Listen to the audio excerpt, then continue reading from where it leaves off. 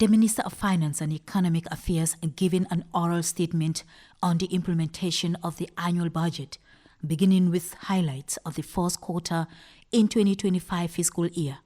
Here he explains how the consolidated funds have been raised, managed and executed, adding total actual revenue for first quarter of 2025 is better than that of the same period last year. Table 1 gives the breakdown of the total revenue against the total budget for the quarter, which is an outperformance of 3%. Domestic taxes was 6.16 billion against budget of 5.6 billion, which is an outperformance of 10%. However, non-tax revenue performed less than budget by 40%. On the expenditure side is total expenditure for the quarter, 8.13 billion against 8.352. Non-tax did not meet the budget target by 40%, but tax outperformed by 10%. External debt expenditure was 256 against 278. Domestic tax 1.3 billion against 1.35.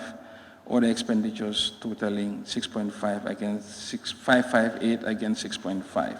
By shifting the focus from inputs to results, performance budgeting not only ensures a more efficient allocation of funds, but also strengthens national evaluation capabilities within the machinery of government.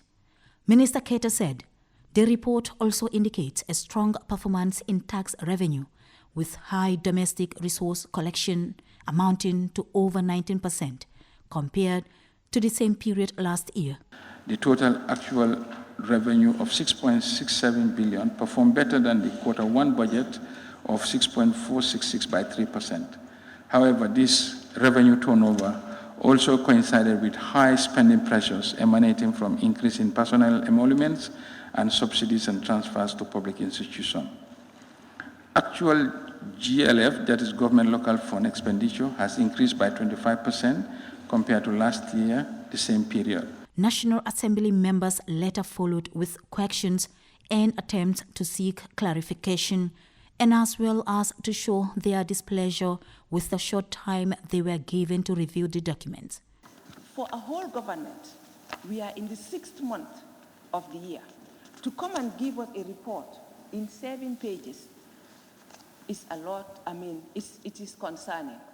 I think we expect a thorough statement next time. The Woolly East National Assembly member Honorable Swaibu Ture, Nyamina Dankunku's Honorable Samajalo, and Honorable Abdullah Njai of Banjul Central tasked the Finance and Economic Affairs Minister to justify certain errors on the documents, as well as delays in the collection of dues, incorrect personal emolument figures, among others.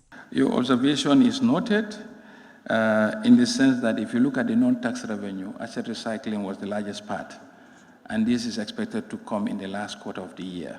So it's not envisaged in the first quarter. But even for the normal non-tax revenue collection, this is an issue we are looking at as a ministry, because they are normally transaction-driven. It's a function of like if you are paying your license. You don't pay your license linearly. It depends on when your license is due on different people. Upper Salom's Honorable Al-Hajimbo voiced concern over the input subsidy. The budgeted item for 2025 was about 507,136. But then the actual for Q1 is about 580 million, which is a 15% increase for the first quarter. Can the Honorable Minister help us understand what resulted to this 50% increment in the input subsidy authorized by the Parliament, especially when it was done in the first quarter of the year? Like I mentioned, in terms of input subsidy, what is budgeted for and actual prices and actual quantity may vary.